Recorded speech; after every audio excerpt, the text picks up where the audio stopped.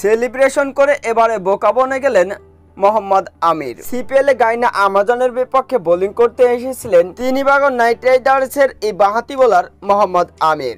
Strike প্রান্তে অবশ্য batsman ছিলেন ম্যাকডারমট। ম্যাকডারমটকে দুর্দান্ত এক দ্রুতগতির বল করেছিলেন মোহাম্মদ আমির এবং মোহাম্মদ আমিরের এই দ্রুতগতির বলটিকে অবশ্য সজোরে হাঁকিয়েছিলেন ম্যাকডারমট। ছক্কার উদ্দেশ্যে অবশ্য পাঠিয়ে দিয়েছিলেন ব্যাটসম্যান ম্যাকডারমট, তবে বাউন্ডারি লাইনে থাকা ফিল্ডার সরাসরি চলে যায় তার কাছে বল। মোহাম্মদ আমির দেখেই বুঝতে পেরেছিলেন এই ক্যাচটি খুব সহজ এবং ক্যাচটি খুব সহজেই ধরে ফেলবেন বাউন্ডারি লাইনে থাকা ফিল্ডার, যার কারণে মোহাম্মদ আমির কোনো কিছু না দেখে অবশ্য এই দিন সেলিব্রেশন করে ওঠেন। মোহাম্মদ আমির সেলিব্রেশন করতে করতে হঠাৎ দেখেন ফিল্ডার তিনি ক্যাচটি মিস করেন এবং বলটি সরাসরি 4 হয়ে যায়।